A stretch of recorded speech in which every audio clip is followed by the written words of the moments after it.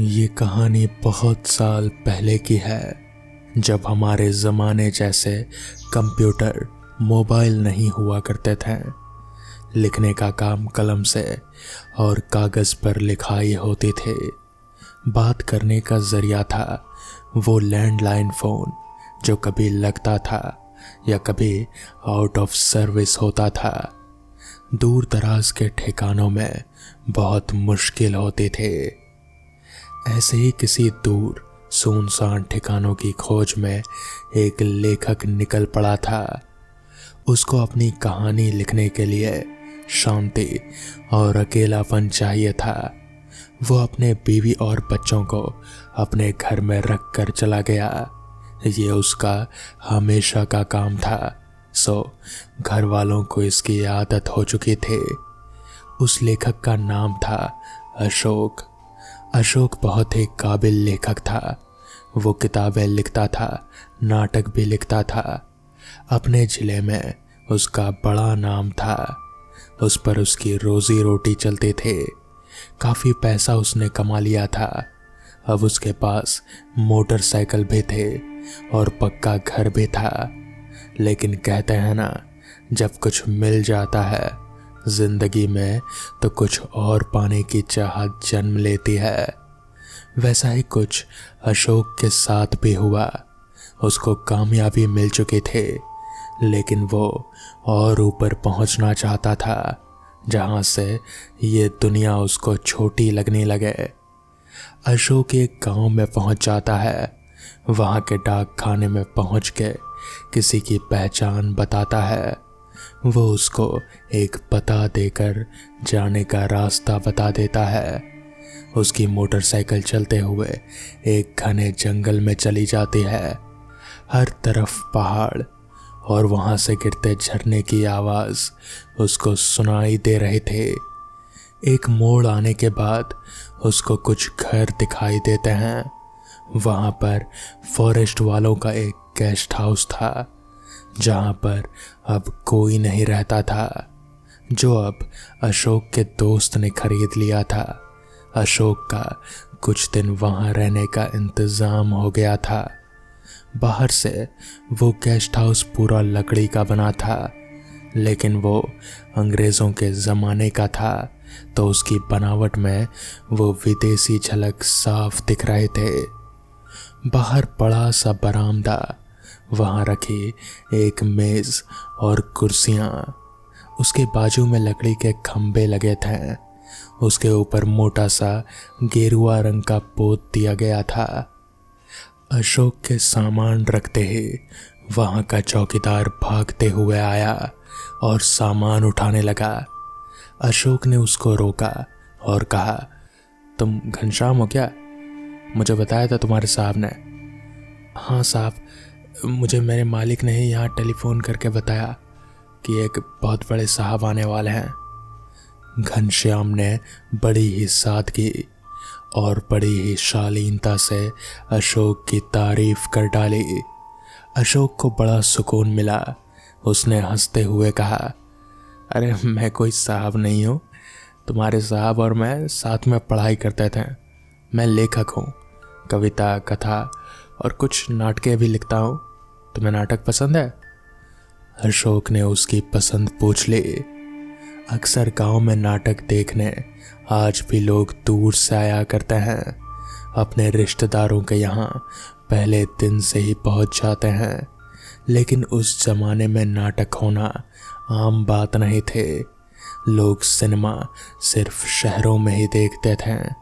नाटक वहाँ लोकप्रिय था।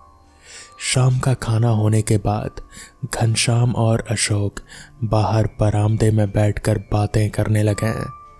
बाहर आग जल रही थी। दूर से जंगली भेड़ियों की आवाज़ आ रहे थे। घनश्याम अपने आसपास के जगह के बारे में अशोक को बता रहा था और अशोक कभी उसके ऊपर ध्यान देता तो कभी उन सब चीज़ों को अपनी कहानियों में रखने की कोशिश करता। बातें करते करते कब 11 बज गए समझ नहीं आया। घनश्याम बोला, साहब रात को अकेले बाहर मत निकलिएगा, बाहर जंगली सुअर, भेड़िए और तो और कभी कभी शेर भी आ जाता है यहाँ, कोई भरोसा नहीं।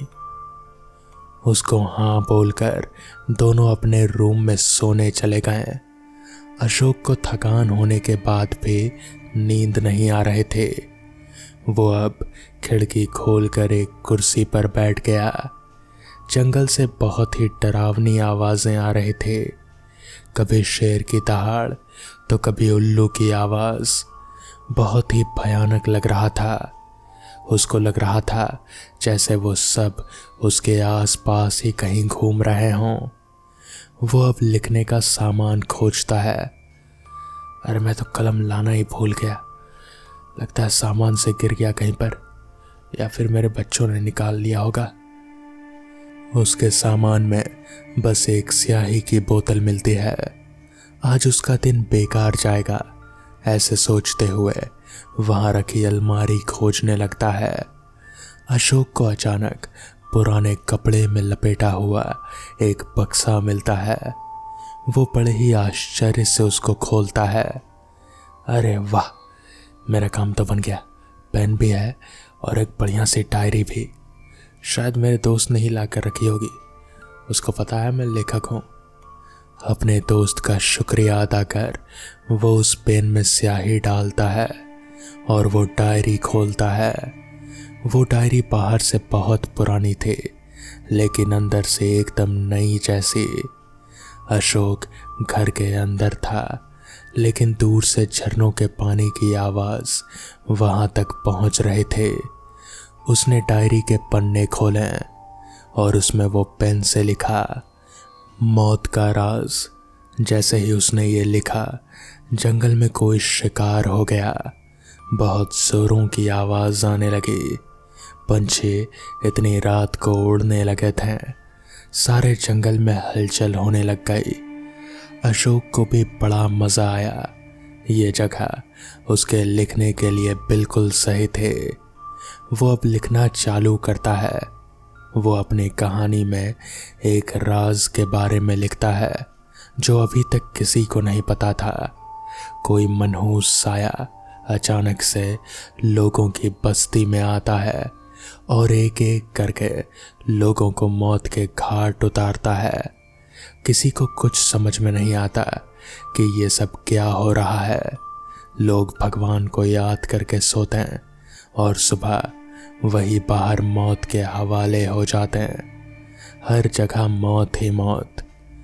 वो अपनी कहानी में लिखता है कि अब वो कहानी खत्म करने वाला है। अशोक कहानी का आखिरी हिस्सा अगले दिन लिखेगा, ऐसा सोचकर सोने की कोशिश करता है।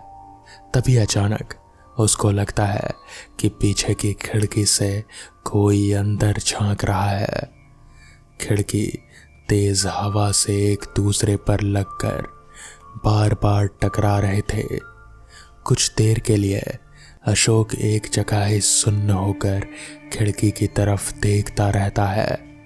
एक पल के लिए वो सोचने लग जाता है। वो दरवाज़ा खोलकर घनश्याम का दरवाज़ा देखता है। उसका दरवाज़ा बंद था। अशोक ने वहाँ खिड़की में किसी को तो देखा था, लेकिन अपना वहम मानकर वो सो जाता है। अगले दिन सुबह वो घनश्याम के साथ जंगल और खेत घूमने निकल जाता है।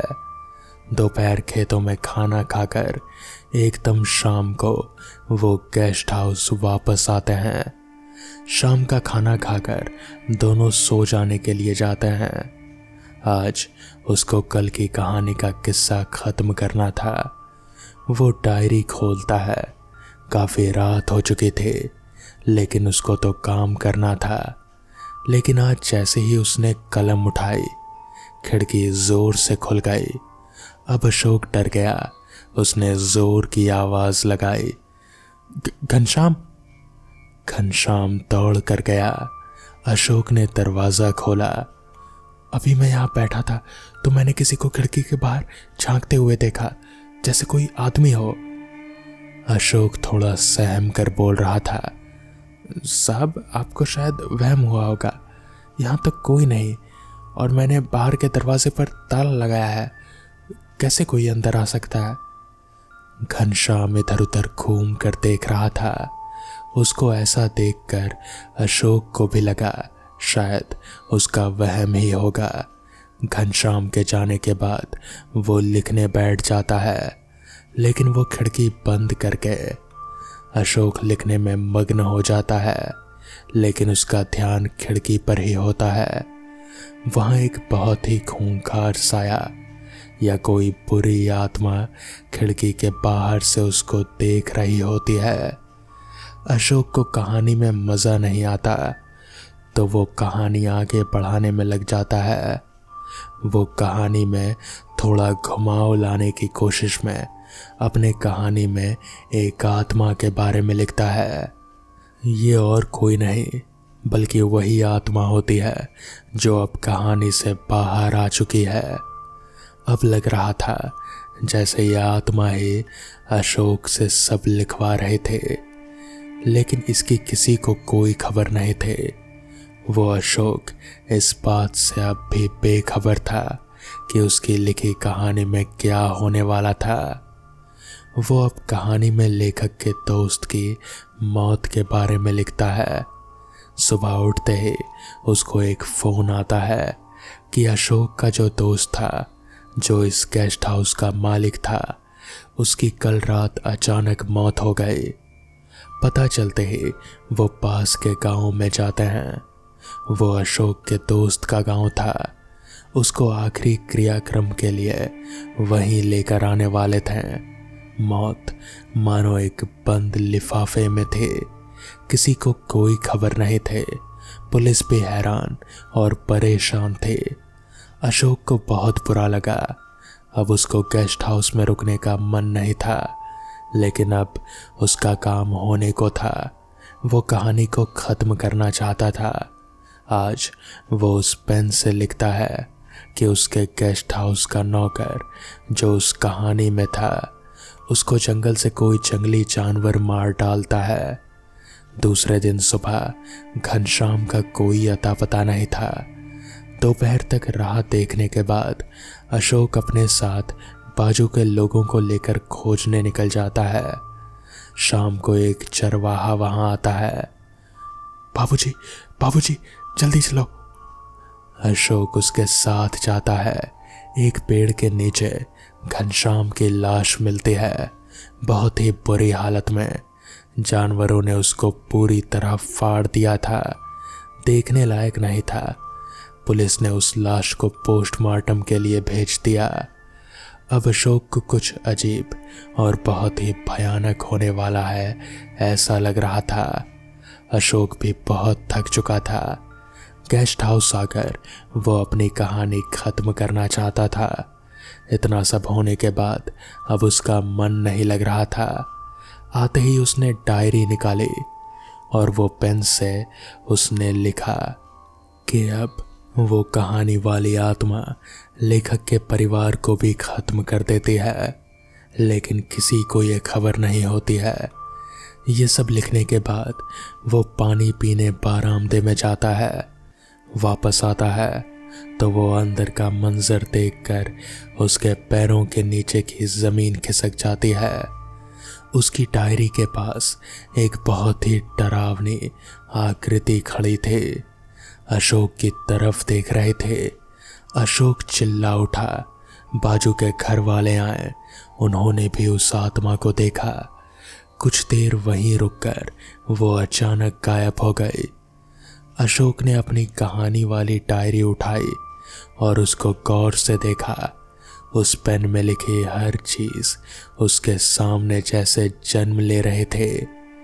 उसको यकीन नहीं हुआ, लेकिन उसने उस कहानी में जो लिखा था वो सब हो चुका था। दोस्त और नौकर की मौत। अशोक ने लेखक के परिवार की मौत के बारे में लिखा था। लिखा हुआ वो मिटा नहीं सकता था, इसलिए अपनी गाड़ी लेकर बहुत तेज़ घर पहुंचने को निकल जाता है। कहीं ना कहीं उसको ये एहसास हो गया था कि उसकी डायरी या पेन की वजह से ये सारी मौतें हो रही थी। वो जो भी लिखता वो असलियत में हो रहा था।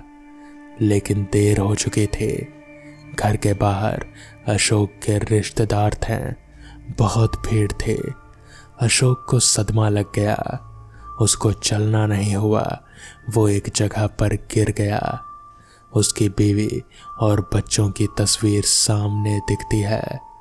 उसका हंसता खेलता परिवार खो गया था। एक ही झटके में उसका सुख छीन गया था। अशोक खुद को संभाल नहीं पा रहा था। अपने लिखी कहानी पर उसको बहुत गुस्सा आ रहा था। उसने अपनी पत्नी की चिता में वो डायरी फेंक दी जिसमें वो कहानी थी। शाम को सब रिश्तेदार जाने के बाद वो अपने आप को कोसते हुए रात तक रोता रहा। लेकिन रात को अचानक खिड़की में वही डरावना खूंखार साया दिखाई दिया और उसको एकदम से याद आया। उसने डायरी तो जलाई, लेकिन गेस्ट हाउस से निकलने से पहले ही उसने अपनी कहानी का अंत लिख लिया था। उस लेखक की मौत एक राज। तो दोस्तों, ये थी आज की पहली कहानी। तो चलिए बढ़ते हैं आज की दूसरी कहानी की ओर। रात के 10:30 बज रहे थे। मैं अरमान की कार के आगे वाली सीट पर बैठा था और मेरे 3 दोस्त, 2 लड़के और एक लड़की पीछे बैठे थे। हम शहर के बाहरी इलाके में एक रिजॉर्ट में रात का खाना खाने गए थे और हाईवे से घर लौट रहे थे। वो एक अंधेरी सुनसान सड़क थी जहां कोई स्ट्रीट लाइट नहीं थे। कार के अंदर पीछे की सीट पर बैठे तीनों दोस्त लगातार सड़क के डरावनेपन के बारे में मजाक कर रहे थे और बता रहे थे कि उन्होंने कुछ भूतिया बच्चों की कहानियां सुनी हैं जो नंगे पैर सड़कों को पार करते रहते हैं। मैं उनकी कहानियों से मंत्रमुग्ध तो था, लेकिन उन पर पूरी तरह विश्वास नहीं कर पा रहा था, क्योंकि वो सच में होने के लिए बहुत ही अंतर्जित थे। लेकिन अरमान अपनी सीट पर कांप रहा था और उसने रुकने की गुहार लगा रहा था। मैं हंस पड़ा। उसकी पीठ थपथपाते हुए उसको यकीन दिलाया कि वो सिर्फ मजाक कर रहे हैं और भूत प्रेत जैसी कोई चीज नहीं होती। तभी मानो मुझे गलत साबित करने के लिए 3 अधेड़ उम्र के पुरुष अचानक सड़क के किनारे चलते हुए दिखाई दिए। जिस पल मैंने उन्हें देखा, उनके चेहरे मेरे दिमाग में छप गए। बाईं ओर वाले ने मैरून रंग का कार्डिगन पहना था, बीच वाले के सिर पर पीली पगड़ी और दाईं ओर वाले ने अपने कंधों पर काली शॉल लपेटी हुई थी। उनका दिखना इतना अचानक हुआ कि अरमान ने उन्हें टक्कर मारने से बचाने के लिए गाड़ी को तेजी से मोड़ा, जिससे हम सब अपने सीटों से उछल पड़े। हम उनके पास से गुजरे, लेकिन कार के अंदर सदमे का माहौल साफ महसूस हो रहा था। कुछ सेकंड्स पहले ही हंसी अब सन्नाटे में बदल गई थी। अंधेरा इतना घना था कि ये तीनों आदमी कहाँ से आए ये पता लगाना मुश्किल था। लेकिन अगर आप मेरी जगह होते तो आपको लगता कि वो अचानक कहीं से प्रकट हो गए। मैं आगे वाली सीट पर बैठा था और लगातार सड़क पर नजर रख रहा था। अगर इतने अलग अलग कपड़े पहने 3 आदमी हमारे पास से गुजर रहे होते तो मुझे पहले पता चल जाता। अब कोई हंसी मजाक नहीं, कोई भूत प्रेत की कहानियां नहीं। हम इतने डरे हुए थे कि बातचीत तक नहीं कर पा रहे थे।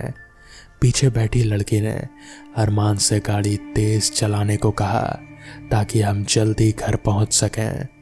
मेरा दिल जोर से धड़क रहा था, लेकिन मैंने हिम्मत जुटाई और पीछे मुड़कर उन्हें बताया कि सब ठीक है। वो लोग शायद पास के गांव के स्थानीय लोग थे जो रात के खाने के बाद टहलने निकले थे। तभी हमारी कार अचानक फिर से तेजी से मुड़ी और डिवाइडर के बेहद करीब फिसल गई। मैंने मुड़कर खुद को संभालने के लिए अरमान के कंधे पर हाथ रखा और पूछा, यह सब क्या था? अरमान ने स्टीयरिंग व्हील को मुट्ठियों से कसकर पकड़ रखा था। उसकी आवाज लगभग सिसकते हुए से निकली, वहां से तीन आदमी गुजर रहे थे। वही 3 आदमी जिनसे हम 5 मिनट पहले मिले थे। मैंने अंधविश्वास से मुंह खुला रखकर उसकी ओर देखा। नहीं, ऐसा नहीं हो सकता, मैंने तर्क दिया। क्या बीच में खड़ा आदमी पीले रंग का हेडगियर पहने हुए था? हाँ, और बाईं ओर वाला जिसने मैरून जैकेट पहनी थी, कसम से वो दोनों एक ही आदमी थे। एक अजीब सा डर मेरे दिल को जकड़ लिया। हिम्मत जुटाकर मैंने अपने फोन पर नेविगेशन ऐप देखा और कहा, अभी हमें इस सड़क का लगभग 1 किलोमीटर का सफर तय करना है। घर पहुंचने तक हम सब अपनी आंखें खुली रखेंगे। हाईवे गड्ढों से भरा हुआ था, लेकिन डरा हुआ अरमान जितनी तेजी से हो सकता था उतनी तेजी से गाड़ी भगा रहा था और 10 मिनट के भीतर दूरी तय कर ली। राजमार्ग के आखिर हिस्से में कस्बे की जानी पहचानी रोशनी नजर आने से ठीक पहले हमें दूर से एक गाड़ी की हेडलाइट दिखाई दी। मैंने सावधानी से अरमान की कलाई पकड़ ली, जबकि बाकी सब लोग अपनी सांसें थामे हुए थे। ये नहीं जानते थे कि आगे क्या होगा। जैसे जैसे हम करीब पहुंचते गए, हमें सड़क किनारे एक खराब मोटरसाइकिल दिखाई दी। उसके पास 3 आदमी खड़े थे जो हमें हाथ हिलाकर इशारा कर रहे थे और हमसे गाड़ी रोककर मदद मांगने को कह रहे थे।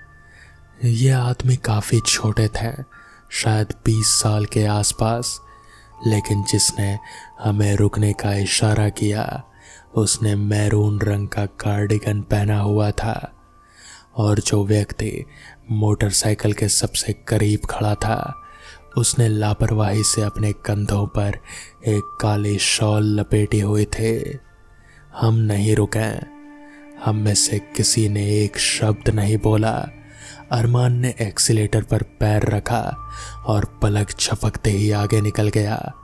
मुझे डर लग रहा था कि कहीं ये लोग मोटरसाइकिल पर हमारा पीछा तो ना करने लगे, इसलिए मैंने पीछे मुड़कर देखा, लेकिन मुझे सिर्फ अंधेरा ही दिखाई दिया। कुछ सेकंड्स पहले जो हेडलाइट्स चमक रहे थे वो सब गायब हो चुके थे। वो कहाँ चला गया था? जब तक हम शहर के परिचित प्रवेश द्वार तक नहीं पहुंच गए तब तक ना तो अरमान, ना मैं और ना ही पीछे सीट पर बैठे तीनों दोस्त सांस ले पाए। तब हम सबने राहत की सांस ली। अभी अभी क्या हुआ था, वो तीनों आदमी कौन थे और वो हमें क्या बताने की कोशिश कर रहे थे? अगर हमने उनके कहने पर अपनी कार रोक दी होती तो क्या होता? उस भयानक रात के बारे में सोचकर आज भी मेरे रोंगटे खड़े हो जाते हैं। वो तीनों आदमी और उनकी छवि जब भी मेरे दिमाग में गूंजती है मेरे रोंगटे खड़े हो जाते हैं। यही एकमात्र सबूत है कि उस रात जो कुछ भी हुआ वो सच था, मेरी कल्पना नहीं। तो दोस्तों, ये थी आज की कहानियाँ। अगर आपको ये कहानियाँ पसंद आई हों तो वीडियो को लाइक और चैनल को सब्सक्राइब करना ना भूलें। तो मैं आपका दोस्त आर्यन जल्द ही मिलूँगा आपसे ऐसी ही किसी नई कहानी के साथ। तब तक के लिए अपना ख्याल रखें।